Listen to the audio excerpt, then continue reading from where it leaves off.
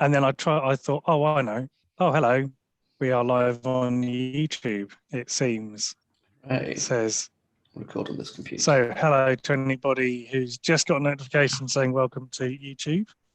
This is Adam and Simon here from Bastock and Bachelor the Bullshit Busters. We are live.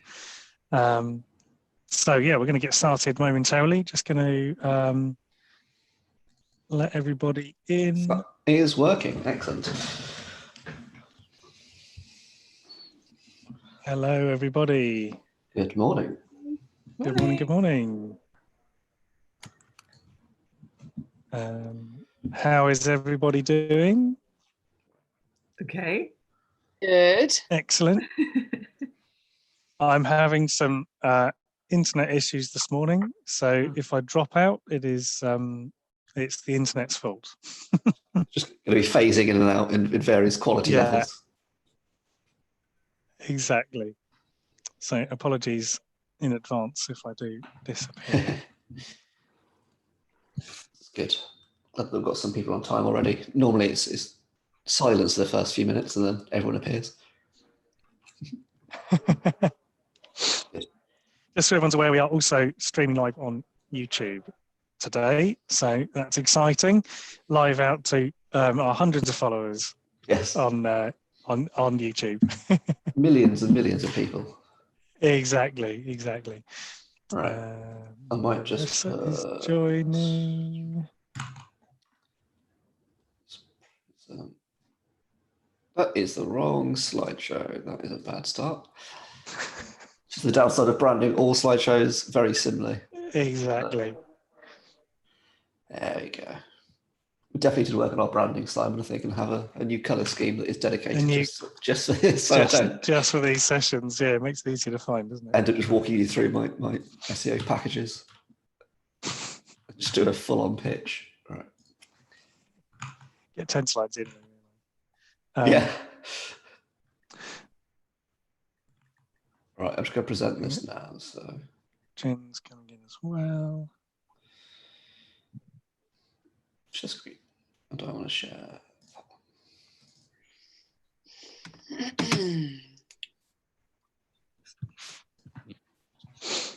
Has that worked successfully?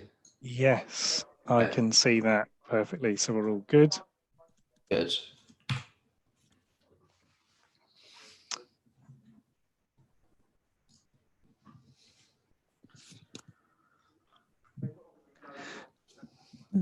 You are all now on my other screen, so I'm going to be looking to the left quite a lot. But... Right. I've got everybody there. Excellent. So, yes, I think we're almost there. Yeah. Might have a couple more people join in, I'm sure. There's 12 tickets sold, so getting 10 is pretty good. Yeah, pretty good. Well, I'll keep an eye on the participants list and I can let people in. So I think we should make us, in the interests of time and getting away on time, I think we should probably make a start. Cool. Yeah. Oh, as I say that, one more person turns up. There we go. So, welcome everybody to e-commerce marketing crash course with Simon and Adam from Bastock and Bachelor the Bullshit Busters. Yeah, some of you may have seen the podcast, or watched the podcast on video, or listened to the podcast on iTunes or Spotify. So, welcome to those who do regularly join us for those sessions. Some of you may just be connected with us on social and have seen the session and thought this sounds a good thing to do. So welcome one and all, and if you're watching on YouTube live, then welcome to you as well. So Adam, do you want to give us a quick intro to what we're going to be covering today? Yeah, so let's kick off. Thank you all for coming. So this is obviously the lovely hosts, Simon and Adam, if you hadn't noticed already. So the plan is essentially it's going to be roughly 45 minutes presenting. It might be slightly more than that, depending on how kind of rambly and caught up we get. And then followed by hopefully a 45-minute Q&A where any questions you have, we can go over them in a bit more detail. So the idea is that this is going to be a very top-level kind of look at quite a few different topics, which I'll go on in a minute. So any questions you have as we go, just check them in chat, and then we'll answer them at the end. And then the topics we're going to cover are It's going to be focused around digital marketing. So we wanted to cover all aspects really. So we're going to be going through SEO, search engine optimization, Google ads and PPC, social ads such as Facebook and Instagram, email marketing very briefly, and kind of top tips for it, refer a friend and affiliates, and then digital PR as well. So the idea of this session is to give you a very quick and kind of high level look at what is going to be right for your business, what is the most appropriate, and what kind of just basically what options are out there for you really to work with, and what might be right for you. So should we just get stuck in? If everyone's happy with that? I think we should. Yes, and just to mention, if you can, if you've got any questions, if you type them into the chat as we go along, I'll keep an eye out in the chat window I've got open here, and we'll try and either answer them as we go, or if we think they're coming up on a slide very soon, we will cruise through them and then answer them in the slides. And then what we'll do is we'll loop back at the end and pick up those questions that we don't get to answer either through the slides or as we go along. Yeah, but please do ask as many questions as you want, because I think this is going to be a whistle-stop tour. So, right, SEO. I'll kick this one off if that's okay, Simon. Yeah, this go is for it. My baby. So, search engine optimization. It's quite a complex beast. But to run through the pros very quickly, it is free, apart from the fact that you normally have to pay someone like me to kind of help you out. And it takes a lot of time to invest in it and just generally create content. So there is a cost there of time and or money or both. There's huge potential long-term for it. So you can really scale your business and it will really help transform. We'll look at an example of that in a minute for one of my clients. It helps feed other marketing. So it can help build email lists and social media remarketing and just various other parts of your marketing machine. Over time, if you keep investing in it, you can then compete on more and more high volume, high difficulty terms and start competing with national retailers.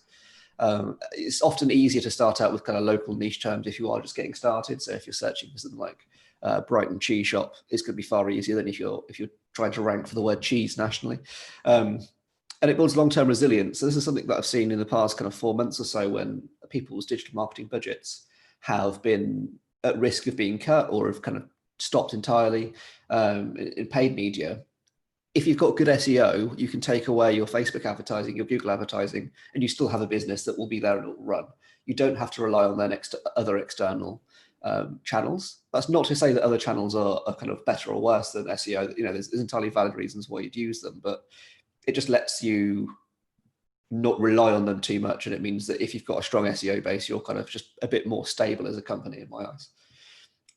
Downsides of SEO, it does require a lot of regular investment and results are slow. So if you're looking to try and transform your business quickly, it's not necessarily the right channel for you.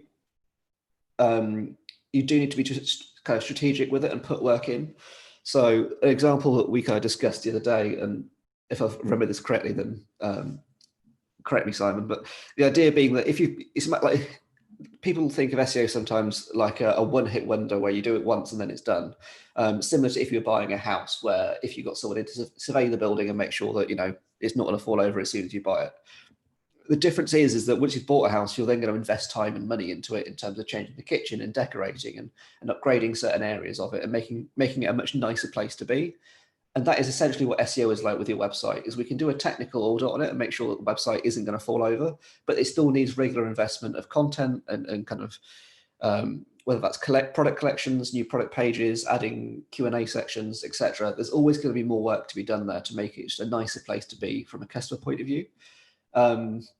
But that brings us on to the next point of that's why it tends to snowball as well in terms of the results. So because you're doing all this work and it's so large, the amount of work you can do on it, that's what then makes the results increase faster than they would. It's not like 1 month you double it, then it goes up another 10% and another 10%. It's more that you tend to double kind of every 6 months or so if you kind of winning big terms. The other downside is it's not always appropriate depending on your industry. Sometimes if you're in a really competitive kind of product market, so I did an audit recently for someone who sells kind of subscription food boxes. So think kind of an alternative to HelloFresh or Blue Apron or something like that.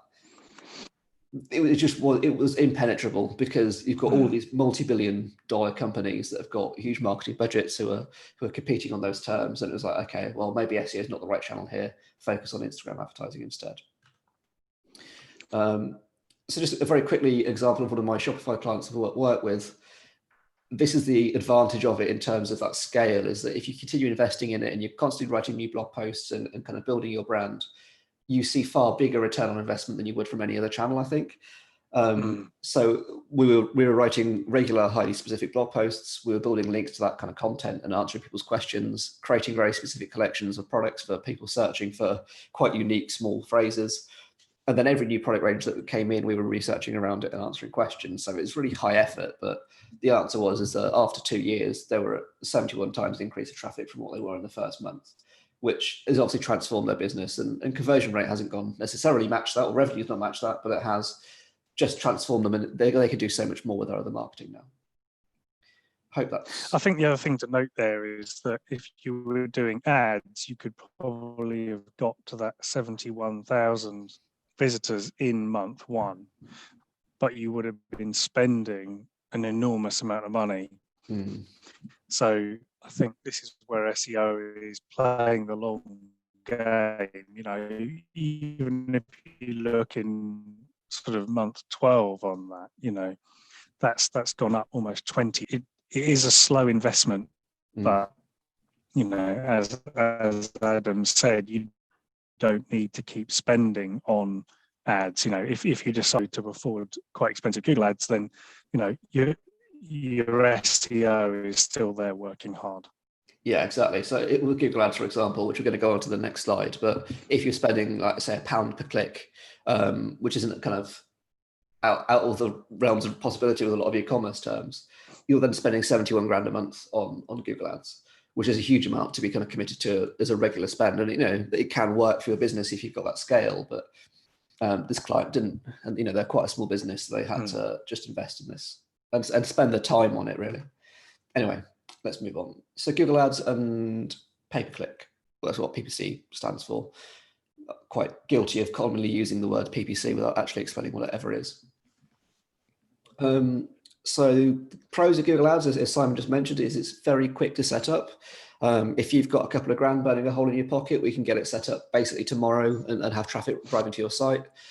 You can target very specific kind of intent terms, such as water bottle for sale or something kind of really high conversion orientated where someone is searching for sale. It's quite flexible, so you can turn it off. So if you do suddenly find yourself unable to source a product because of a supplier's run out, then you can just turn that kind of campaign off. And it's a very clear return on investment as well. So the conversions will always track quite well to how much you're spending. Or can be attributed, to what you're spending quite easily. The downside, as we mentioned, is it is very expensive. It's complicated to set up quite often. You need to understand your margins and your cost of goods sold to really make the most of it, to make sure you're not just losing money.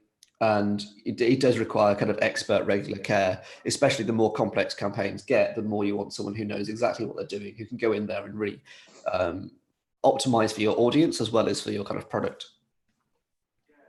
So just run through the three kind of options quickly. Sorry, Sam, did you have something to add on the? No, it's all good. All good. Okay, good. Just running through the kind of three very rough kind of sections of what Google Ads is split into. So Google Shopping is the most visual and the kind of most attractive one. And this is one that a lot of e-commerce stores always want to get set up. The difficulty with it is that it's quite complex to get there. It is the most complex of all the kind of Google Ad types to set up. It's most complex to manage. It's quite easy to spend money accidentally if you're not kind of taking care of it. But the benefits is once it is in a really good place, you can scale it quite easily. It's really good if you're selling visual products such as kind of jewelry or furniture or clothing or anything like that. And then once it's optimized, it doesn't take that much effort to run it. So, you know, once you've been doing it for 3 or 4 months, say, it might be that actually that one product range is really well optimized and you can just let it scale and let Google have more budget and kind of run it for you. So I think it's also worth mentioning that the actual bidding and budgets are now really well managed by Google's automated bidding. So as long as you've got a really well optimized feed of products going into Google Shopping, then actually Google can take care of most of the complicated work for you. The one thing I would say though is that if you've got a large product range, you're going to want to look at someone or an external tool to manage the feed, because as much as Google's advertising makes it seem like it can take any feed and work with anything. The reality of it is very different. Especially if you're using WooCommerce, you really do need to untangle what WooCommerce is throwing out, and you can write really clever rules to do a lot of the work for you.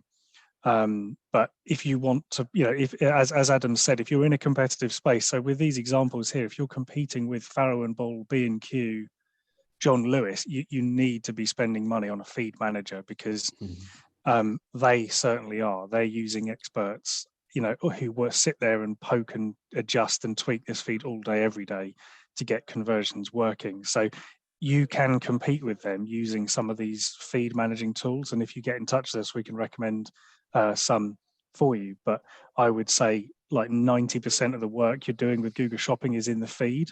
And then the rest of it is Google does it for you.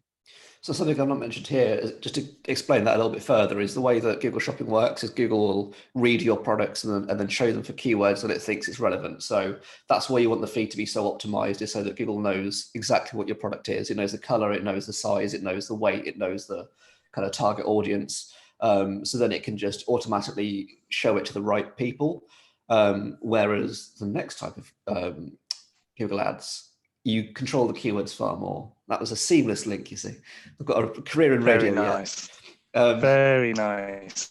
So these are the normal kind of Google search ads where you've got, you will define the keyword you want to appear for. So I've used here are buy paint, which is the top one, buy living room paint, or buy bathroom paint. And you can see how the ad text here has changed on each of those to be more relevant to that term. So with this Lick Home paint company, I would expect their campaigns to be set up around kind of like living room. They'll have one living room campaign, one bathroom campaign, and then one normal campaign, which then customized based on what you're searching for. The benefit of this type of search is it's quite easy to set up. So you can probably set it up within a few hours if you know what you're doing. It's quite simple. You just need to know what keywords you're targeting and what your text wants to say. The downside is because of that, it's normally quite competitive, and there's a lot of people who will be doing it, which makes it quite expensive. So I've not looked into these kind of keywords, but they could be anything from between 50p to say £3 or £4 per click. So that means that for every click to your site, if that's costing £4, to get 10 people to your site in one day is 40 quid. So it suddenly ramps up quite quickly depending on your product type. It does require We have one client. Oh, sorry, I was just going to say we have one client that's paying around £35 a click. Jesus. Yeah. Well, but the client on the end of the phone for that click is probably worth about £6,000. Right. So okay. they're willing to spend that money, because if they can get 10 people on the phone a day, that adds up very quickly. So I think that's a really good example of why. That's why you have to understand your cost of goods sold as well. Yeah, and I think also understand kind of what people are searching for. So the benefit of this is you can define exactly what someone's searching for. So if you're in a really niche service product, such as if that's maybe, I don't know, installing bathrooms for Victorian houses in a certain area of town, even if it is really expensive, at least you know that it's a highly kind of curated audience who are actively searching for what you're selling. And that's why it's kind of so beneficial, is the return on investment could be quite good, because you're able to reach people who are actively searching for what you sell. The downside of it is that you can burn through money quite quickly if you don't set it up correctly. And it does need regular investment to kind of experiment and see what works. So you want to be spending a few hundred quid per month over a minimum period of say 6 months, just to really have the flexibility there to see what works. Next type of Google Ads advertising is remarketing. So you've quite often seen this, especially on local news sites, which seem to just entirely be funded by spammy ads. The benefits are you get a huge reach, so it will appear anywhere and everywhere. It's great for brand awareness and just showing like Habitat do here, where it's just a reminder to go back to Habitat and buy stuff from them. It's cheap as chips, so like this can be pennies per click, which is really good, and that's kind of quite alluring. But the downside of it is it's very low quality, very low conversion rate, and people do tend to just kind of blank them out and ignore them. So it's not actually that great for conversion, actually driving sales. It's more of a supportive campaign to your other activity. So that's the end of Google Ads. Social media and paid advertising. Simon, do you want to take this? Or? Yeah, sure. So in terms of social advertising, mainly what we're looking at here is Facebook and Instagram ads. Now, these ads are managed through Business Manager. So Facebook Business Manager manages both Facebook and Instagram. So they're very easy to get set up and launched. If you've got access to your website and a little bit of technical know-how, you can get them launched up and running fairly quickly. They can be more effective than pay-per-click. And that is mainly just because I think Facebook is sort of still fairly cheap compared to Google. Google used to be as cheap as Facebook is now, probably I'd say about 5 years ago. But because it's an auction, the more people get involved, the higher the prices get. So we've got one client at the moment who is in a market where everybody has suddenly come back. So he's running a gym. So his ads are now costing him 5 times as much as they were before the COVID. Because what happened is everybody then, they were running a few ads here and there because their gym memberships were ticking along, maybe 80, 90%, and they were just topping up for the 10%. Now pretty much every gym in the country has got themselves on Facebook, and the prices and PPC, you are in an auction, so you are subject to market forces in that sense. Social advertising is really good for if you've got customers where you've got a calculated lifetime value. So for example, a gym, most people will be at a gym for 12 to 18 months. You'll get some real hardcore that stick it out for the many years. You'll get some people who only last 2 months, but on average, you're looking at 12 to 18 months. So you can work out what your customer lifetime value is, and then you can work back an acquisition from that. Even if you're not running a service, if you're just selling something like a product, again, it can work very well, but it's sometimes a bit harder to attribute through depending on how you've got your attribution set up. So it's incredibly good if you're doing anything to do with lifestyle or impulse purchase, like the amount of water bottles and watches and just tat that I see on Instagram, like shower heads with lights in that change color. I mean, wow, people will buy this stuff 40 quid a go. Yeah. It's genuinely about 80p to buy this stuff wholesale. And anyway, that's a whole different workshop. But basically, if you're doing lifestyle or impulse purchase, because these adverts are so visual, they use videos and images, it's really good. It's a fantastic network for that. The downsides are it does require continued investment. So like PPC, you do have to bake it. You do have to pay for it to get it working. It doesn't work when you're not paying for it. It is a bit more focused on building your brand rather than good for people who are actively searching. So like Adam mentioned for PPC, if I'm searching for a plumber near me, I'm probably looking for a plumber now because I've got a leak or I need something fixed. That's like someone who's actively searching to buy. However, on Instagram, I'm not actively looking for a plumber. I'm just on Instagram. So that's why we say it's good for building awareness. So if you want to be front of mind when someone's thinking about which plumber they're going to call, then Facebook and Instagram is for you. Whereas if you want to be actually getting someone who's got a leak now, then you want to be looking at PPC. So again, it depends on what you're doing, what market you're trying to get to. I think that's really why it does take a lot longer. Go to the next.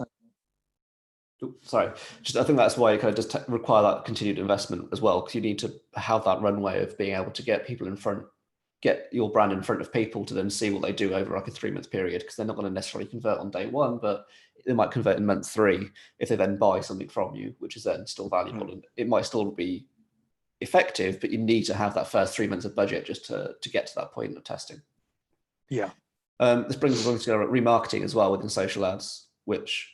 Yeah, so remarketing is essentially the same as the Google Ads remarketing. So it's following people around the internet with ads based on things they've interacted with or things they've seen.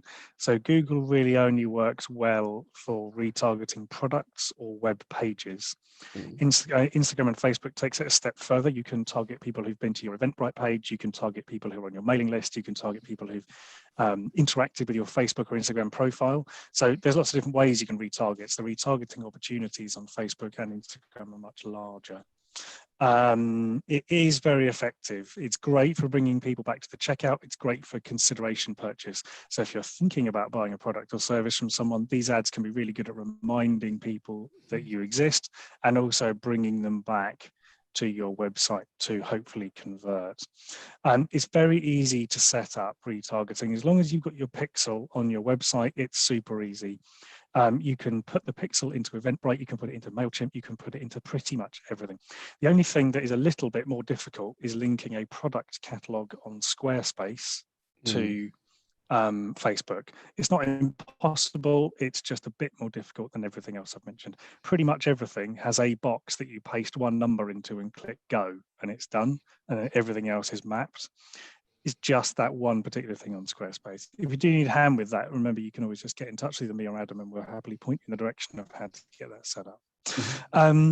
The other difficulty with Facebook retargeting is you do need quite a lot of traffic and you do need quite a big audience to make it work. So Facebook, if you don't give it much traffic, it throws a strop, throws its toys out of the pram, and it just sits there and doesn't do anything. Particularly now, it says it can't get out of learning phase. If you are stuck with that in your Facebook ads at the moment, it's because you don't have enough traffic. So you need to widen your audience. And it can be frustrating if you don't exclude people. So, for example, I use it for Marketing Success Club. So I use remarketing, but then as soon as someone becomes a member, they get tagged as a member. And then I have an audience of people who are members, so I show them less ads than I show people who aren't members. So if you can feed that back, if you can link that data back into Facebook and you can take people off of your ads list, essentially. So that might be people who've done a checkout. If you're running WooCommerce Shopify, always remember to add an exclude audience of completed purchase. I use Mighty Networks for running Marketing Success Club, and you can plug your pixel into that and it tells you people who've what they call completed registration. If you're doing Eventbrite tickets, you can exclude people who've purchased a ticket. You get the idea. You don't chase people around the internet for months and months and months, showing them ads for things that are already. Do you want to move to the next slide, Adam? Yeah, just very quickly on that. I think Shopify is really easy, kind of out of the box with this. So it's quite easy to set up in terms of just going, right, I want to, people who've added to basket or people who've purchased, that information all automatically gets pushed to Facebook ads once you've got the pixel set up. So that's kind of a benefit of these systems. Yeah, Shopify and WooCommerce have pre-programmed user journey maps. So, and it's all in language you can understand. So you can say, people who've added to basket but not checked out. That's just it's all very nicely plugged in for you. So super easy to get started. Yeah, cool. Email marketing. So just it's more kind of tips really than necessarily why it's good or bad, because I think everyone should be using it and it's quite obvious things to be doing. The main thing is with e-commerce is use a specialist system. So MailChimp is great for you to get started with, but as soon as you start growing and want to start doing more kind of custom work, you use a dedicated e-commerce system. So there's Klaviyo, which I highly recommend, and I've got a few clients onto now. I just love it because it's really simple to use and it's extremely complex in what you can do with it if you want to. So that's not to say it's complex to set up or use, but if you wanted to kind of do automated flows and exclude people based on what they've done on the website, such as what collection they've looked at or where they live or various other things like that, you can do it all within that, which is MailChimp you just can't do. So I would also spend time on automations for that very reason. Think beyond just one-off campaigns where you're sending like one a week. Instead, spend more time doing an automation series like either a welcome email or abandoned cart emails or kind of education series, because once you've done them once, they can then fire for the rest of time without you having to lift a finger. So I think a lot of e-commerce owners sometimes can get a bit caught up in the idea of doing one-off campaigns and sending out once a week or once a month or whatever, and they just don't have the time for it, which I think is perfectly reasonable. It's then about just going, well, how can I still talk to my people on a regular basis without the effort? And the answer is those kind of automations where you just set it so that on the first 5 days of them signing up, they get an email every day, and then 2 weeks after that they get another email, or then a month after that they get another email. That's all kind of very simple to achieve.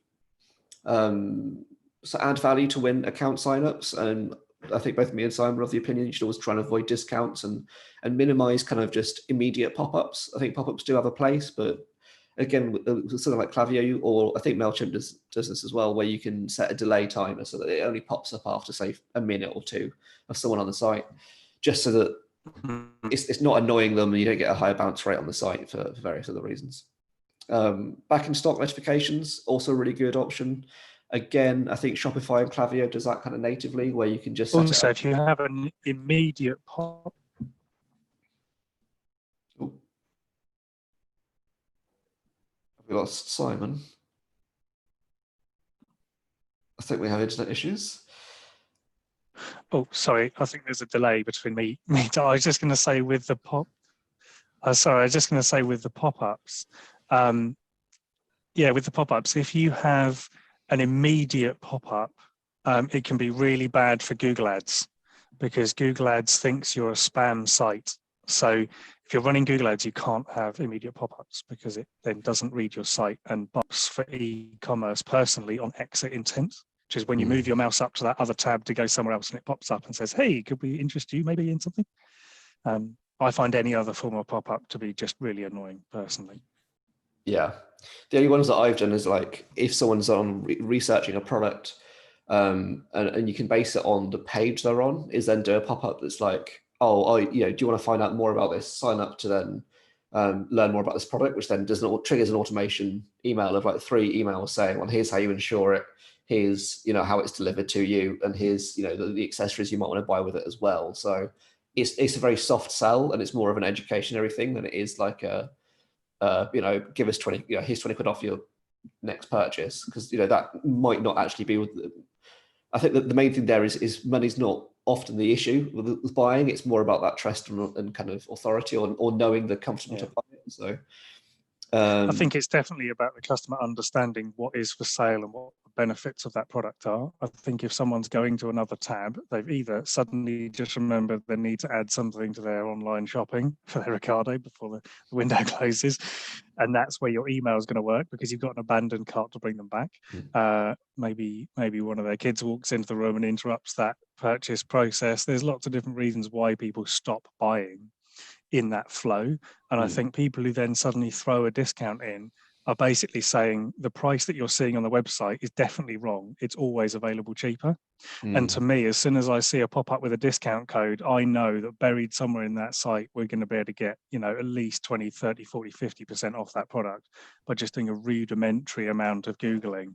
So if you get known for doing discounts, people will always search for discounts, which is why I always say discounts are the absolute last resort for getting people across. But we come to this later.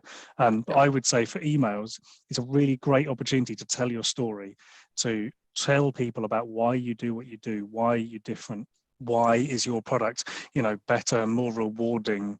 You can sell the dream. You can really tell people about your passion and your belief that you can do it better.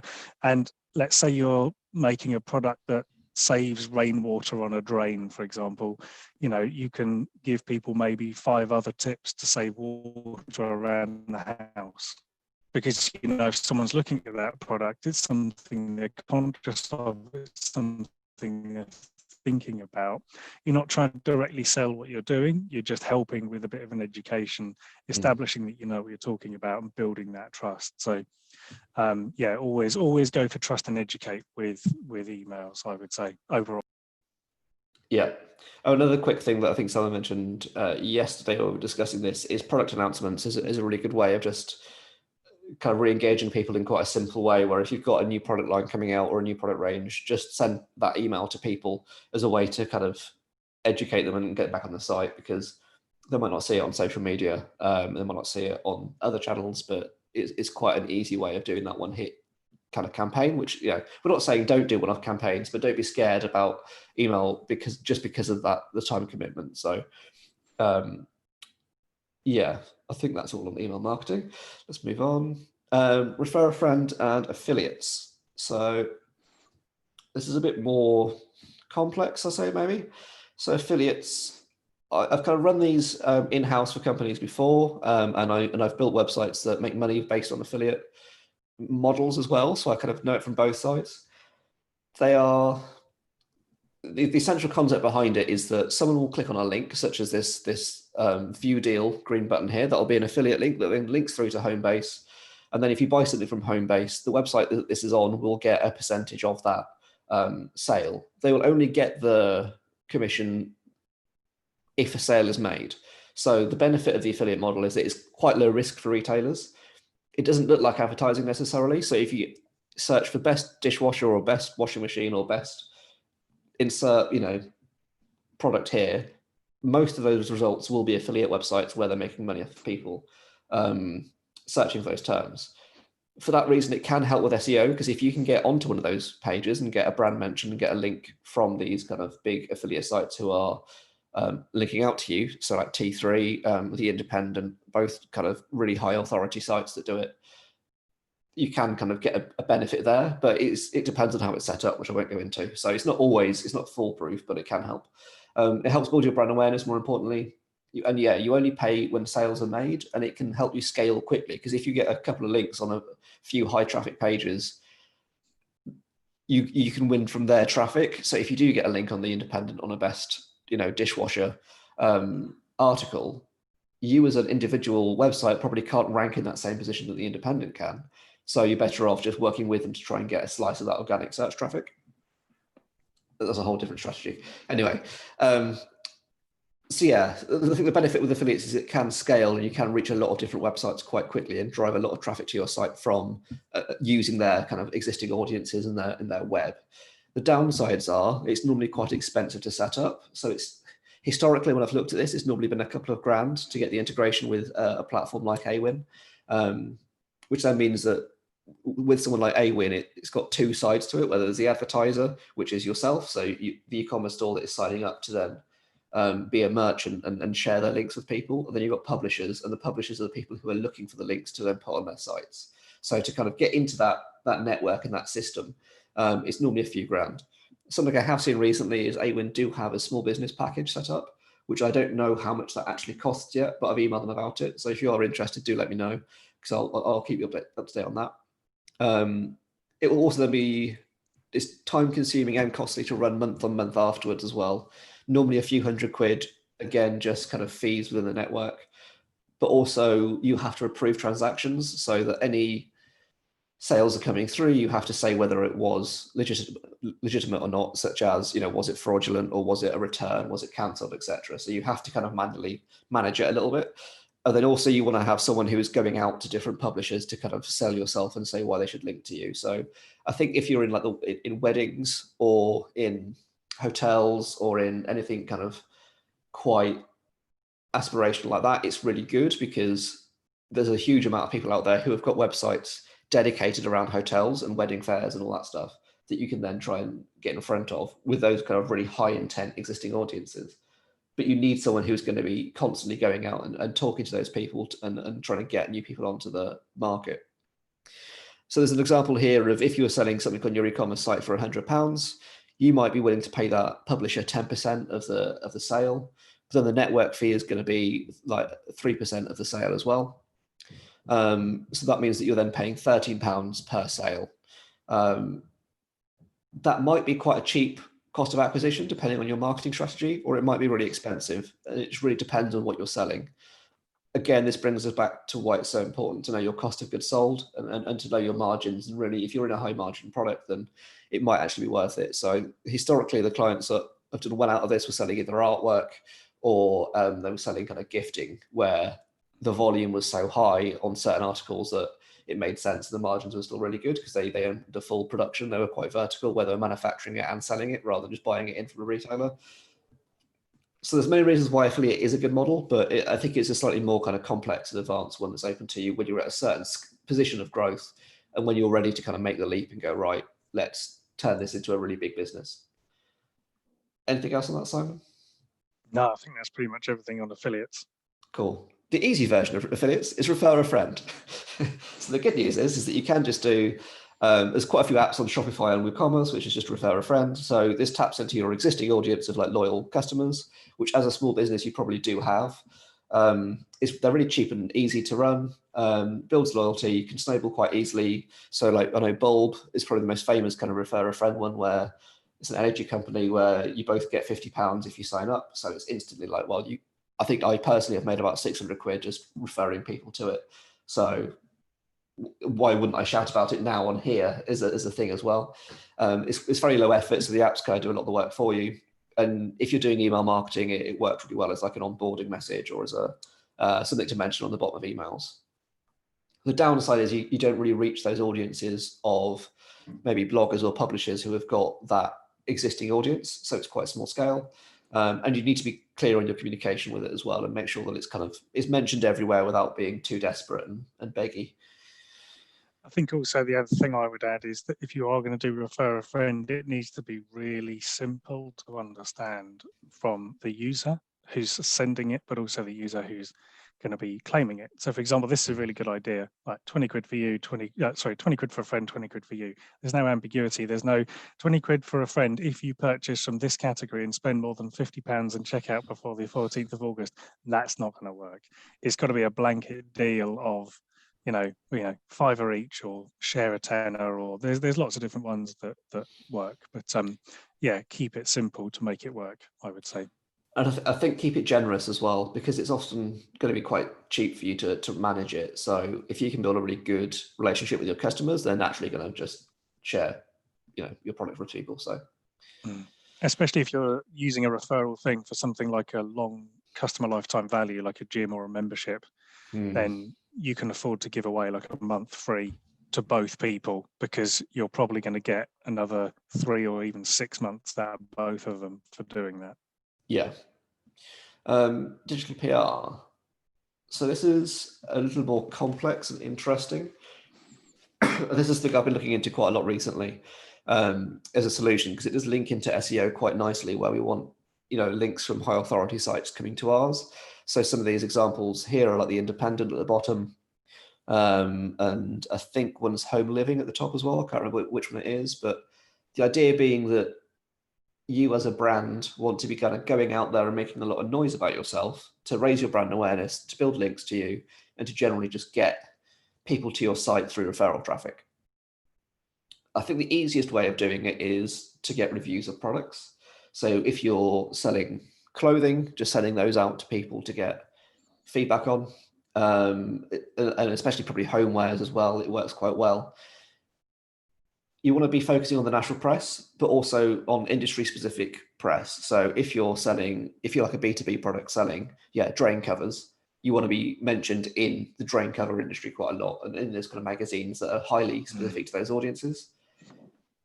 But it's really about getting your name out there as best you can.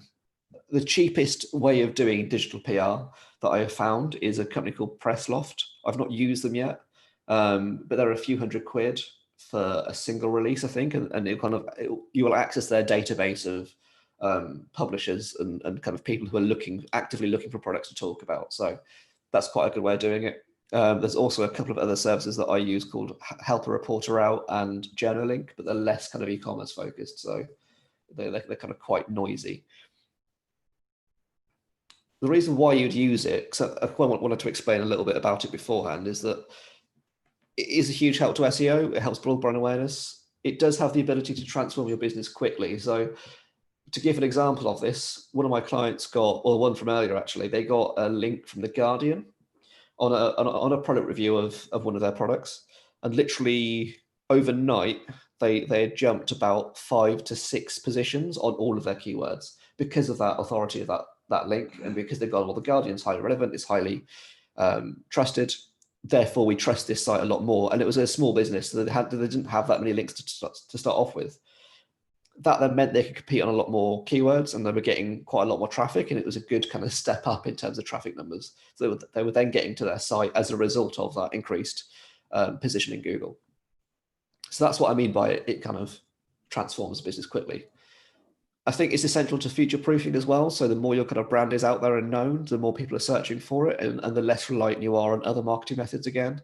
Again, it's all about owning your kind of audience. So if you've got a lot of customers on your email database, or you've got a lot of people on your kind of Instagram or just on your website naturally searching for you, again, you've kind of got a business that's not too reliant on just other marketing. It's a whole build a brand rather than build a business thing.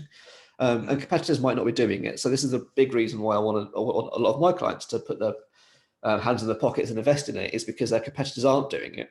And there's a huge opportunity there for them to suddenly make a big name for themselves as an industry leader by just spending on it. The downsides are that it is very slow. It takes a lot of work, I think, to get it. So you either need to work with a PR company, or if you're doing it yourself, it's just a case of waiting and for the right opportunity to come up. And being in the right place at the right time, which is why I think it's best to start as soon as you can, really, and start thinking about how you're going to do it and what your kind of outreach strategy and what your PR strategy is early on. It needs to have the business buy-in at every level. So it can't just be, as an example, me shouting at the business director to say that it needs to be done. You need to have buy-in from everyone within the company as well, to help build content, to help see the opportunity that's out there for news stories and stuff for them to be involved with. Results aren't guaranteed. So a lot of PR companies will guarantee a number of links, but they don't want to guarantee necessarily where those links are or who you're working with, just because they can't. It's not there necessarily, it's just impossible. It is expensive and it is hard work, unless you've got existing contacts and you can ring up your mate from uni who is now the editor at The Guardian, which coincidentally is how we got the link of The Guardian from the other people. So I think it is definitely about who you know with yeah. PR. If you're in the right circles, you can do it yourself. If you're not, you're going to have to hire someone who is.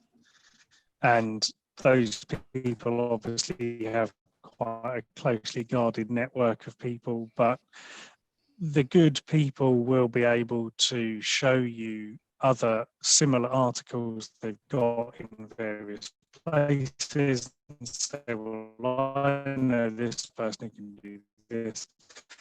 They'll be able to talk you through what they can do. I would say anybody who can't sort of talk about where they're hoping to get you or what they're going to try and do is probably winging it on a fairly basic network, in the sense that people need to be able to demonstrate, okay, well, we have managed to get articles here, here, and here. And if they can't do that, I would say they're probably looking at it. It's essentially pretty much a sort of dressed up affiliate linking, which again depends on where you want to end up. I would say there's no harm in just going direct sometimes, reach out to them on Twitter or whatever. If you think you've got a good shot at it, then why not? Yeah.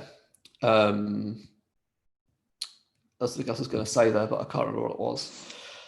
That's good. Yeah, if you are interested in that, industry, it depends on industry. So yeah, you want to be specific to get a PR agency or a PR individual who's got that network of people within that industry. So if you're selling, B2B homeware, then you want to be going to that network. If you're selling jewelry, you want to be in that kind of a jewelry specific PR person. If you're selling water bottles, you want to be in like a gifting kind of PR company. So it's worth kind of really analyzing who they tend to work with because of the nature of it. So summary, that's kind of the end of each of those in detail. And I want to try and put this together as a quick overview of what you can do depending on where you are. So like if you've got loads of money, which one to kind of focus on, or if you've got loads of time, which one to focus on. If you don't have any of them, which one should focus on. I think the main focus here is to pick one. Don't try and do all of these straight away. Just pick one and do it really well. That will then get the kind of money moving and get people to your site, and you'll start seeing results for you then to go, right, our SEO is now really good. We can now start focusing on our social ads because we've got that traffic to retarget to, and we've got a really good email list, so we can start looking at emails.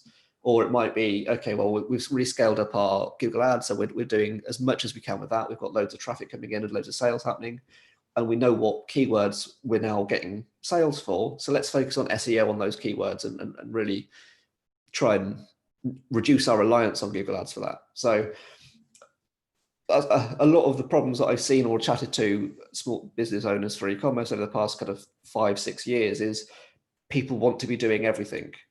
And the danger is then you do everything really badly. Well, what you want to do is just pick one of them and do it really well and know what works, and then use that to inform the rest of your work, and scale it up from there. I'm probably quite happy to share the screenshot of this if people want it as a summary, rather than the mad jotting down that's probably going on in the background. It will also be available on YouTube, so you can come back and watch it again. Yes, of course. So very quickly, I think we're pretty all right for time. We've got another 5 minutes or so. Yeah, and then That's we'll be all right, open for Q&A. Is my Yeah. internet a little better now? I have jumped on a different Wi-Fi. I think we might be. It's getting there. It's getting there. Good stuff. So metrics, just what to measure essentially. We wanted to very quickly run through this. So don't overcomplicate it. Keep it really simple. Focus on very few metrics. Revenue, obviously the important one, which often gets overlooked weirdly. So base it on monthly revenue, both year on year and on previous months, but then also by category of product. So if you've got quite a big product range, and this is something Simon was talking about, is that one of his clients, what was it? They separated it based on category because then they saw a change in kind of market demand and external factors. So yeah, because month to month, your category sales can change quite drastically. And that's a really interesting thing to monitor, because sometimes, the customer we're working with has just over 800 products. So to monitor product by product it's just too much.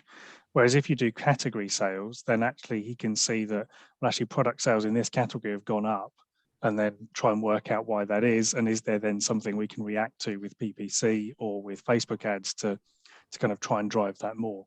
So I think there's quite a good, there's quite a good reason to always start, like revenue should always be your first metric with e-commerce. I think, and what works for you, like, if you want to go product by product, then go for it. But if you're struggling with that, come up a level to category, and then, to just get a barometer, then go monthly. So very quickly on Shopify with the category, you can do custom reports, and product type is what you want to be using there, because that's a really easy way of just seeing it. And the Shopify, if you're on there, like I think it's their 80 quid a month plan, you get access to their reporting, and it is really good. It's very flexible to be able to pull out, like, okay, so what I want to pull up a report pull a report comparing vendors this month compared to last month, or a product type based on the product type rather than product vendor. I'm running out of mental energy now, and I'm just kind of spewing words into the abyss. Yes, the product reporting on Shopify is really good, really flexible to kind of play around with. So happy to help out with that if necessary.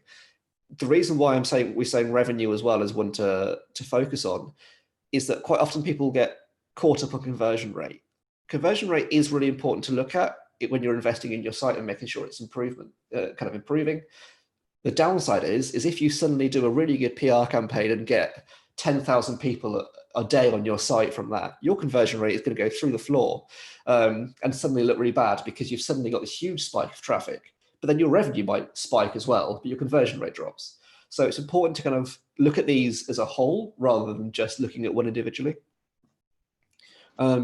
Lifetime value, again, this links back to what we were saying earlier, where once you know lifetime value, you can kind of work out a customer acquisition cost and then go, well, actually, do you know what, making a loss on the first sale is fine, because we know that within 6 months, we're going to have made 10 times of that back. Email signups, again, because once you've got those automations in place, you can start attaching a value to how much email signup is worth. Once you've taken them on that kind of nurturing journey, is really good. Cost per sale, again, that helps. These into the past 2 points, really. It just helps you get an idea of how much you're spending to acquire customers and how much profit you're making. And then users per month as well. So just to get an idea of how many people are coming onto your site. Is conversion rate dropping actually not too much of a concern because you've tripled the amount of people that are coming to your site, that kind of stuff. There's loads more metrics you can look at, and if you Google what metrics for e-commerce, there'll be loads of listicles that are like 41 best metrics to measure your e-commerce store with, or stuff like that.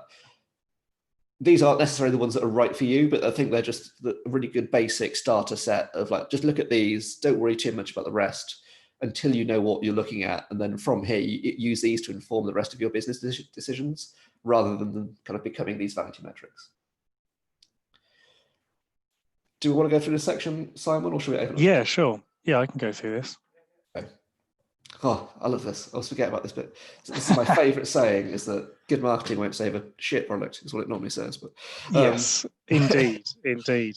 And it is true. Ultimately, you need to make sure that you have got your product descriptions, you've got your images, and you've got your overall kind of product benefits described in a really clear and concise way. If you are bombarding people with facts and figures and using jargon and selling it in a way that people don't want to or don't understand, if you don't have a clear offer, then ultimately it doesn't matter how much marketing you do, you're still not going to sell any of it. So always get the basics sorted first before you approach marketing. Don't run in and try and get Google ads set up if your product descriptions aren't up to scratch. There's no point. You've got to get the foundations in place first. Or in some cases, if you don't have any product descriptions, which I've seen before, where it's just like, this is a pink dress. It doesn't mention material, size, returns policy, delivery information, anything like that. And it's like, look, before you, it's foundational stuff rather than marketing. Yeah. Anyway, yes, obviously. So I think also the other thing that people often overlook is the really obvious stuff. So what makes you different from everybody else selling this thing? If you're in a competitive market, that's what you need to be talking about. Don't be afraid of telling people stuff that seems obvious to you. People often overlook the fact that some things in your process, in the things you do, seem obvious to you, and everybody does it. But does the customer know that? A great example, a very quick story, being the Miller beer. So Miller beer hired a PR agency or an advertising agency to come in and help them sell more beer. They walked around the factory and it's essentially just lots of metal tanks and pipes. So they were feeling quite uninspired until they got to a bit and the guy said, oh yeah, and that's the cold filtering bit. And the guy was like, oh, that's interesting. Now I'm interested, cold filtering. And he's like, yeah, but everybody does cold filtering. And he's like, yeah, but no one knows about it. So Miller is now the cold filtered beer. Even though every beer you've ever drunk is cold filtered, the only one that's known for it is Miller. And the thing is it ties straight into that point where you're drinking it and you want it to be cold. So a cold filtered beer is good, even though it's completely unrelated. So my point there being, you probably do something in your process, something that you just take for granted. You're staring at it, you do it all day, every day, and to you it's quite dull and boring. But actually, is that the thing that your competitors aren't talking about that you could talk about that would make you stand out? Yeah. As Adam has already said, if you can focus on the local, that always helps. So buy paint Brighton versus buy paint, because one is competing with Homebase, the other is not. Because there's one thing like Homebase, the big brands aren't fussed about local. They're just on the national terms. So you can often win and you can undercut them by not bidding on buy paint, but actively bidding on buy paint Brighton. You'll always save some money. Niche terms, as Adam gave the example earlier, like bathroom paint, kitchen paint, anti-mold paint, all of those things, really good terms to get into, because again, they're way easier to get good results on. Is it a good business or is it just a good idea? Again, this comes back to that thing of, is what you're selling actually something people want to buy, or do you just think it is? Have you tested it in the market? Before you plunge your life savings into an e-commerce site, I would definitely put a landing page up and say, I'm thinking of selling this thing. If you want to know when it comes out, put in your email. And if you can't get 10 emails for that product, it is not a good idea. It's not a good business. It's just a good idea. People aren't going to exchange cash for it. So if you're just starting out in e-commerce, make sure you're actually selling something people want to buy. I've got a series of courses over at Marketing Success Club that can help you work that out. If you are sort of struggling to work that out, give me a shout and we can go through those. And I think the other one, are you ready to sell online? If there's already 50 people selling it on Amazon, it's no good. It's no good. Go home now. It's done. You can't compete with Amazon, so don't try. You need to be luxury bathroom paint. You need to be, boutique cheese shop in Brighton. You cannot be selling Cathedral City by the ton. It's not going to work. You've got to pick your niche. You've got to make all of the things you've just said work. If there's already 20 people drop shipping it, then move on to the next idea or work out how you can describe it differently. Yeah. Perfect. Part two. Part two, be proud of your niche and service. This is something, and I think this kind of actually leads on to a whole other talk, which is, I guess, a little bit of imposter syndrome, which is that I've got this thing and I'm really happy with it, but I'm not really sure anyone wants to buy it. If that's your approach, then you're never going to sell it. You've got to be out there, you've got to be loud and proud and sell what you're doing and really own your niche. If you only sell cheese in Brighton, then don't talk about a great cheese shop in Edinburgh. Always bring it back to Brighton and keep talking about what you do and really enjoy it and own it. And you will build up the confidence eventually. So just keep at it. People really respond to authentic passion. So stick with it. The other thing that a lot of people offer is next day delivery. No one expects next day delivery. Everybody likes to see it, and they will hold you to it. If they place an order at 11:59 and it is not there at 7 a.m. the next day, they will want a refund. So just don't bother. Most people will be absolutely fine with 2 to 3 days, 5 to 7 days, 10 to 14, doesn't matter. As long as people know up front, you can have a longer delivery window. This whole thing of next day delivery is gone out the window, thankfully. I'm really pleased about it because there's very few things in the world that you need next day. And, it's the Amazon business model again of it just doesn't, unless you've got a majorly, quick turnaround warehouse, overnight fulfillment and a 2 a.m. DPD pickup, you're not going to be able to compete with it. So don't bother. Well, just 2 to 3 days, absolutely fine. If someone wants to come and pick it up, you can offer it, whatever works for you, but don't feel pressured. As I've hinted at earlier, don't use offer codes and discount codes unless you really, really, really have to. An example here is if you give a 10% discount, you need to sell 33% more of that same product to break even. So 10% is an enormous discount. It's huge. This will bankrupt a small business, 10%. 5% is outrageous. 10% is insanity. I don't go near discount codes. If customers want them, I will begrudgingly add them to the site. But 10%, like let's say you've got 40% margin, you think, oh yeah, fine, I can get rid of 10% margin, that's fine. But that means you've got to sell an extra 33% to make that back. For a lot of people, that is, if you're paying for clicks on AdWords, you're paying for Facebook remarketing, or if you're doing affiliate or affiliate linking, and you're also then losing 13% on a sale, you can't afford to be dishing out discount codes willy-nilly. This is why I would always go with education and trust building over discounting. And the only time I would ever recommend using 10% discount is if someone's been looking at it every day for 6 months and it's in the basket and they still haven't checked out, then the 10% might nudge them over. But even then, I'd do it only if they referred a friend.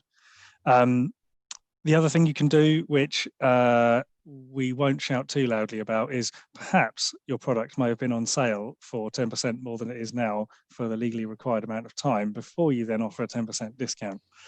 Might want to have a look at that. The other thing is if you're selling a stock item, so for example, if you're buying something on wholesale, then look on the wholesaler's website because they often will have it for like $29.99 as the RRP, but they sell it to you at so let's say $9.99 or 10 quid, expecting you to put 20-30% on it.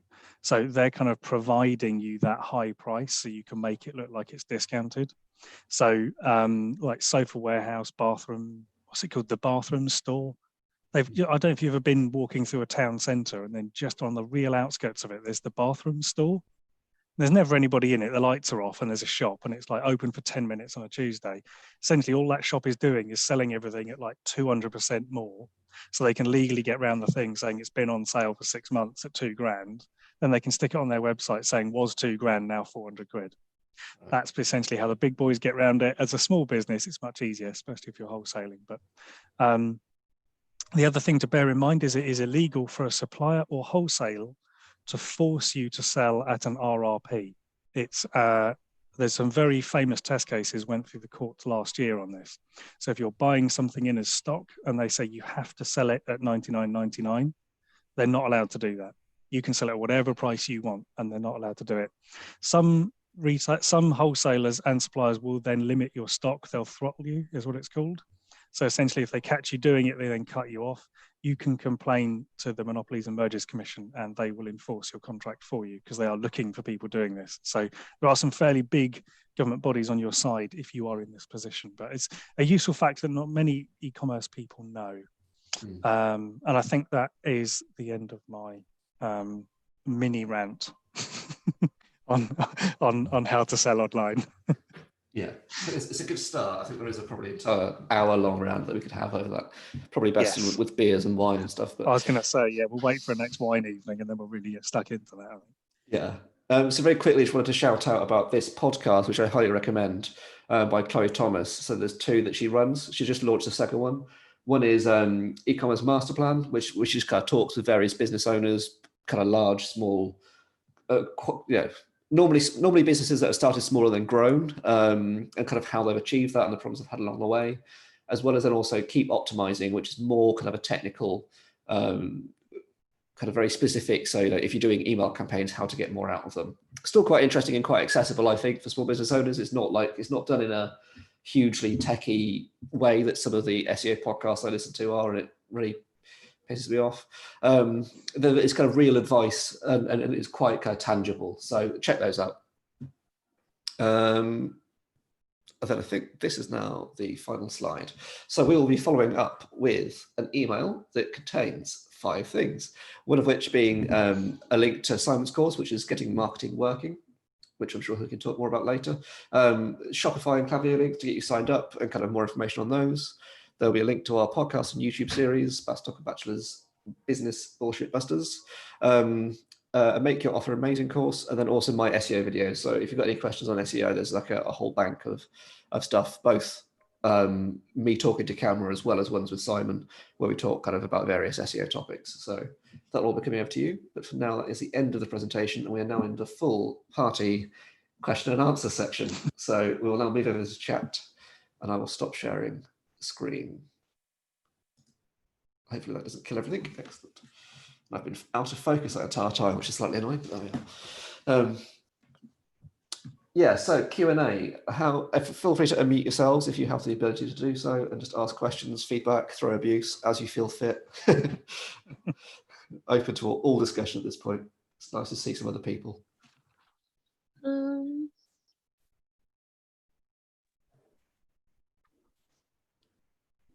I think in terms of, it'd be interesting to know if anybody's sort of recently set up a shop or is thinking of setting up a shop and wants to ask a question about maybe sort of if there's a concern they've got around, what they should choose or what they should use. We can also answer questions around that if anybody's got any specific questions about a platform or a tool they've seen, recommendation they've got, and they're not quite sure if it seems like a legitimate one or what. Simon, Adam, hi. Thanks for the chat. No abuse today, but maybe next time. Perfect. It's very, very informative. It just enjoyed. Made probably about 10 pages of notes. Excellent. Just a quick question about the landing page. What would you recommend in terms of landing page? Is there a particular vendor you'll recommend? Like, God forbid I say this word, Wix. I wouldn't. I would say Wix is good for getting a kind of very basic site up and running. And if you need a very basic contact form, that's also great. You will get up and running with that. The only slight difficulty with Wix, I find, is that it runs out of steam pretty quick. So it's got a very limited e-commerce offering. The SEO offering isn't brilliant, and crucially is very expensive for what is ultimately something incredibly basic. It can be very slow because of the way they run the servers. I don't want to get into the technical know-how of it, but ultimately it's not the fastest player out there. For maybe a touch more money, you're looking at maybe something like Squarespace. That's a really easy one to get started with. And that's got a lot more steam. So talking about Wix running out of steam, Squarespace has got a lot of places to go. You can add on some fairly good e-commerce stuff.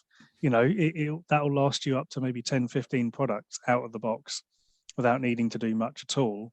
I'd say depending on your theme choice, you can either sort of paint yourself into a corner with Squarespace. That's the only one downside of all these templates is sometimes you look at a template and go, oh, that's brilliant, it's gonna be amazing. And then you get there and you realize you don't have the 15 photos that they've got. And you're like, well, now I've taken the photos out, it looks awful. So I would, whatever you do with any template website, go really basic with it. Start nice and simple and then build up from there. Curveball idea that I've not actually used that much. MailChimp, they've recently launched their landing page builder. I've not used it, so it might be complete nonsense? I have used it. Oh, If you okay. if you enjoyed building your last email template, you will love MailChimp's landing page builder. Okay, don't use them. That is, I mean, if you've got an afternoon free and a big pack of beer and no one around who's offended by swearing, then I would say MailChimp landing pages is for you. But There are a wow, few yeah. like specialist ones as well. So Unbounce, I think, is one. I'm trying to find another one. Squarespace is cheaper though. Yeah, that's the thing. I'm By the not sure on time you've got pricing. like 2 or 3, like landingpages.com, by the time you've got 2 or 3 of them set up, you might as well just have a Squarespace site. Yeah, okay. Use Squarespace. There you go. What I've done, guys, is I'm not sure it's a good idea. I've combined my website, my shop, and my landing page into one, which essentially is the Shopify. And I think we spoke about this yesterday. But having looked at the prices and seeing in terms of the pay per click, I've spent probably about 12 hours. I did an all-nighter designing my Shopify account. Then having looked at it, spent a couple of days just pondering about it. I thought, no, won't be going forward to that. But positive side is at least I know how to build a Shopify account. Yeah. So I haven't really lost anything. I think Shopify is really good, and it will be somewhere you kind of eventually get to. It's just that, I mean, I use Squarespace quite a bit and recommend it a lot, just because it does have e-commerce functionality at a very basic level if you want to just experiment, as you say, with kind of getting stuff set up.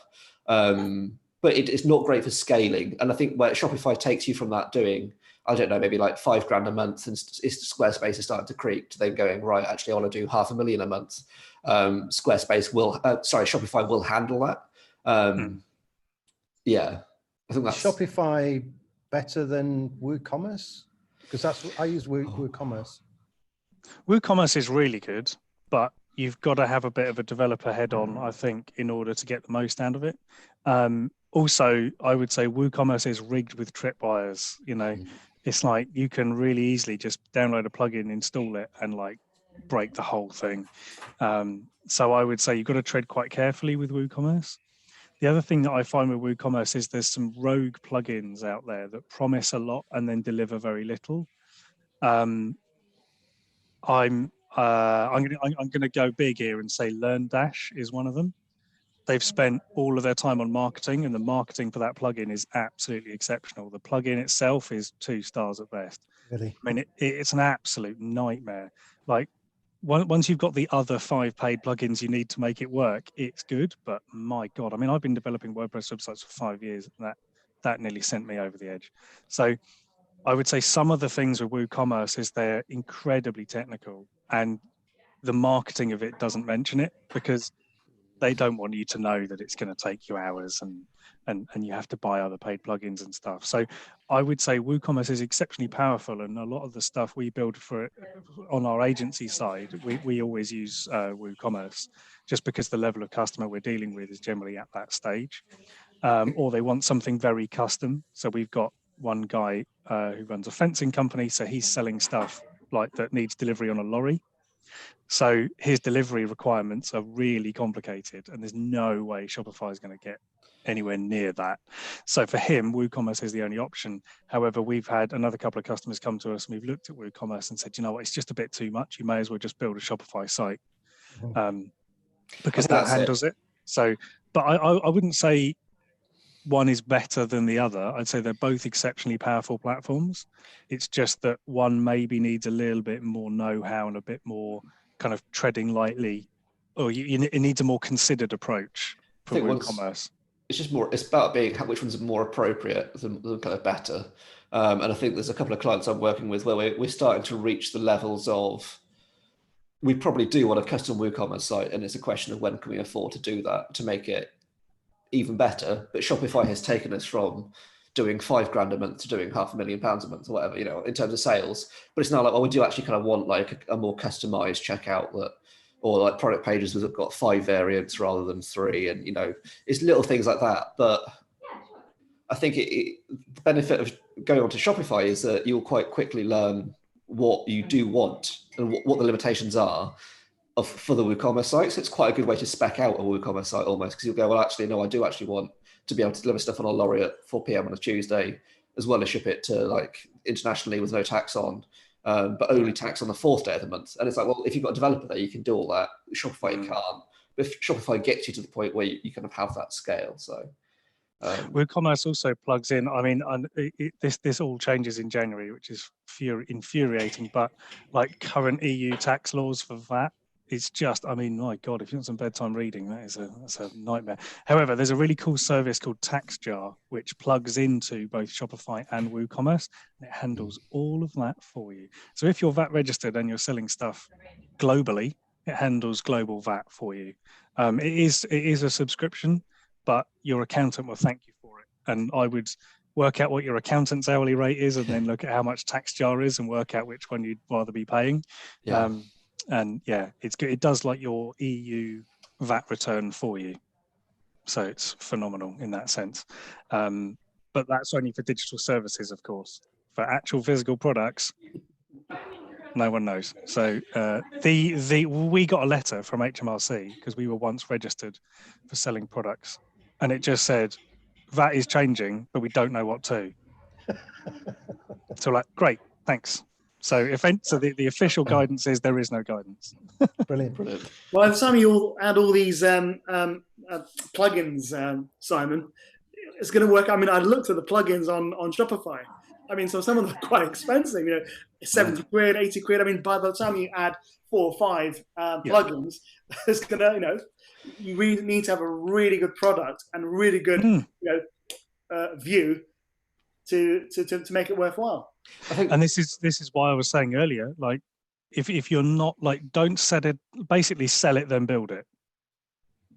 So get 10 people who are ready to buy, and then build the thing that's going to deliver it, because then you know that someone's going to pay you the money. If you do it the other way, if you build it and then hope they'll come, you'll go bust doing that. I mean, I've just spent the last year working on the Marketing Success Club syllabus, of which 2 weeks ago, I've changed the whole thing. There's a whole year's worth of work that I've just flipped because of what people want. And it's that thing of, now I've started selling it, everyone's saying, oh no, I want something different. So it's like, oh. So you've got to be adaptive, I would say. So if you're in that position you're in, where you're like, you're looking at some quite big plugins, you know that that's going to help you deliver it. So I would say sell it, then build it. Just very quickly as well, because I think the questions coming in, but you also have to compare it to the cost of a developer. So the plugins look really expensive until you get a quote from a developer to implement a custom solution of that. So a lot of the Shopify ones, they have made kind of very complex functionality very accessible, which would normally cost, at least when we were at a Magento. I used to work for a company that ran a Magento website. Well, they didn't need to really, but they were. And there was some stuff on there that, like, having a bar at the top with like a countdown timer, and they were quoting 2 days for that to be written and implemented. Whereas on Shopify, that's an app that costs, I don't know, like 10 quid a month. Or on Magento, it costs 2 days of a Magento developer's time, which is about 1,200 quid. So it's suddenly like, they're expensive, but they do actually make it quite affordable for small businesses. But you just need to know whether it's actually worth that investment. I think also with WooCommerce plugins, for example, like MemberPress is a really good example. We've just built a site with that. Now, MemberPress is $250 a year, which initially I was like, woo-wee, that's a lot of money. However, when I then said to the developer, how much would it cost for you to do this? We were looking at around £8,000 to do the same functionality. And I'd probably have to pay him 200 to 300 quid every quarter to update it and keep it working. So suddenly $250 is an absolute bargain. And I must say that after being down on LearnDash, MemberPress has been the opposite experience. I installed it and it just hooked up to everything. It's an absolute dream. I had a problem with it. I emailed support. They were back within half an hour. It was superb, absolutely brilliant. So that when you get a great plugin, you can, it's like having a developer on hand. There's one called Wholesale Suite as well, if you're thinking of doing wholesale e-commerce stuff, and that they are superb. They're really good team, and the plugin's great. It's like almost $400 a year, but it basically creates an entire wholesale business that sits alongside your shop. So you can have wholesale accounts, custom discounts. I mean, it's great. Really, really good plugin. So again, as Adam said, it's that thing of, yes, it's a lot of money, but actually if it's saving you thousands on development. So for example, to put it in perspective, let's say on Shopify, you spend 200 quid a month on plugins. It's like, well, maybe the equivalent to get that custom built in WooCommerce could be probably 15 to 20,000 pounds. So actually, how many months of that do you have to pay before it starts to, and then probably you're looking at two to £300 a month support to keep that going. Whereas with Shopify, that's all built in. So yeah, as I say, if you can sell it and then build it, then you've got the money coming in to pay for those plugins, and then it makes sense. Any other questions? Sorry, just Thanks, guys. Loving the work. A question. Just about to launch a new website on Shopify, jewelry, which Adam knows all about, and and I'm thinking, so I'm going to do a soft launch because I'm sure there's going to be a bit of a tag list and feedback, so I can change it over the month coming ahead. But just like you were saying, like do one platform well or a couple. So I'm thinking email, one of them would be an obvious, easiest. And what would you suggest for the other two with jewelry, selling jewelry, bespoke and collections? Like I'm thinking Facebook and Instagram. But what would you be your advice really on that? I'm sort of doing a soft marketing, soft launch this month, and then I'm meeting with someone who's brander. She can see what's worked, what hasn't, and then we're going to actually go in strong in September once people have fed back the website, what's working, what's not, what makes sense, this kind of thing. So what would you suggest with that? I'd say Facebook retargeting ads would be, it's nice because you're on Shopify, I believe, so it's super easy to turn on, and it's really effective at getting people back. And because you're already very active on the social channel anyway, you've got a good audience, you can retarget. I would say, and then maybe look at some brand awareness ads, find a new audience. Through Facebook? Yeah, on Facebook ads. It's not that expensive to get out there because you've got an active channel. You've already got a lot of them creative. Yeah.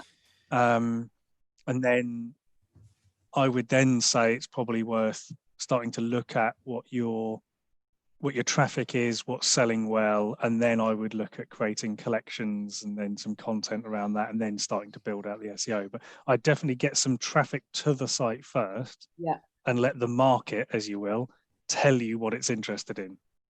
There'll be a report on that exactly later this week for you, Rosie. In terms of collections, I've been looking into this and it's been interesting because I think there's an opportunity there in terms of being, even if you look at Facebook ads, is then going, well, what products do you want to do on that? Do you want to take some of your kind of high-end kind of pre-designed rings, or do you want to advertise your bespoke service and use that and then target only people who are kind of, because within Facebook and Instagram, you can target people who have just got married or who've just got engaged or changed their Facebook status, and people who are interested in the kind of wedding demographic. So even if you just take that one service and that one landing page of bespoke kind of design for bridal rings, that might be an entire campaign ignoring your products.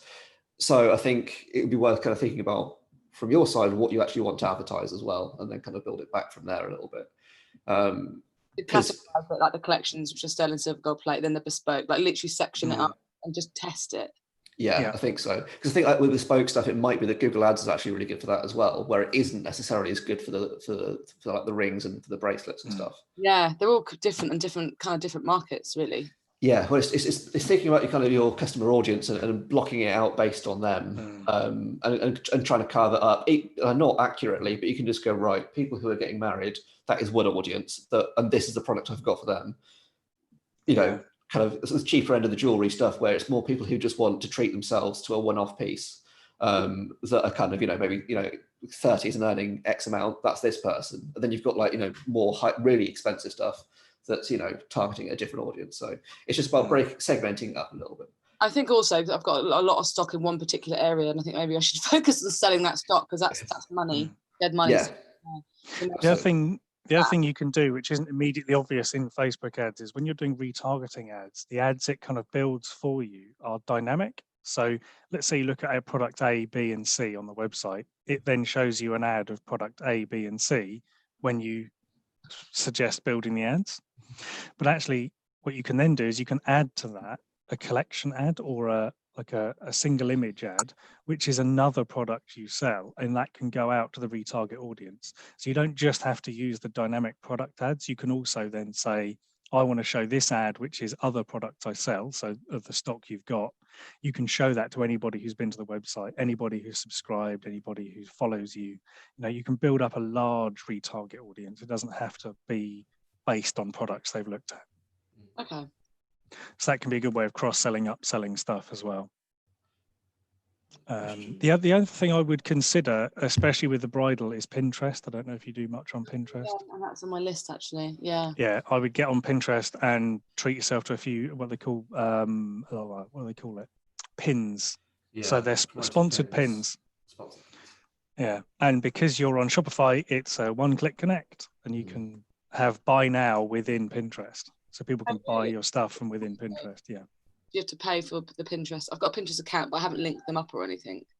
No, I think you would pay if it's sponsored. Yeah. Right. But it's like people tagging products in Instagram. It's not. You don't pay a commission because ultimately you're keeping people in the app. Yeah. So that's why Pinterest like it. But the wedding market is enormous on Pinterest. It is huge. Yeah, what do they call it? Significant lifetime event market. Yeah. That is weddings, babies, houses, and gardens. Okay, brilliant. Yeah, it's crazy. Thank you. Any other questions? There's been a lot of note taking, which I enjoy. But... Yes, lots of frantic scribbling, which is always good to see. Well, yeah, so you can connect with me and Adam on LinkedIn. So you can see our names here. I'm Simon Batchelor on LinkedIn, and Adam is Adam Bastock on LinkedIn. If you want to know more about Marketing Success Club or getting your marketing working for your business, you can find more information at marketingsuccess.club. And the attendees will be getting an email with a couple of links in to some of the bits that are available there. So look out for that. Adam, where can people find a bit more about what you're doing? Yeah, so either LinkedIn, which I'm trying to be more active on, but not very successfully at the minute, or also my website, adam@abastock.co.uk. And I'm putting together kind of an e-commerce SEO packages price list, essentially, that I can send over to you if you did want to invest in that, which breaks it down in a bit more detail in terms of your kind of growth ambitions and where you want to be. So, which, yeah, people will be receiving shortly in this call as well. But yeah, I think we'll send over an email that kind of summarizes all the points and links to kind of more resources and stuff. Do check out the podcast, both ours and the e-commerce master plan one, because I think it's a really good one to get thoughts going. Then ours is more kind of practical and hands-on. Yeah. There'll be another one next week from us. Yes. I think the last one actually was on kind of WooCommerce versus Shopify, wasn't it? So Nick, you might want to check that one out. It was quite a good, more in-depth kind of comparison. Yeah, but also if you've got any other questions, if you suddenly think of anything you want us to talk about in the podcast, do just get in touch with us, and we'll do a podcast on it. We'll happy to take suggestions and requests. And yeah, do email me as well, because I think you've all got my email address because I sent out the Zoom links from it. So if you just hit reply to that, then I will respond at some point with information. But yeah, any questions? Let us know. Other than that, thank you for coming. Thank you. Hope it was helpful. Nice one. Yeah, thanks very much, everybody. And thanks to everybody who was watching on YouTube as well. You know how to get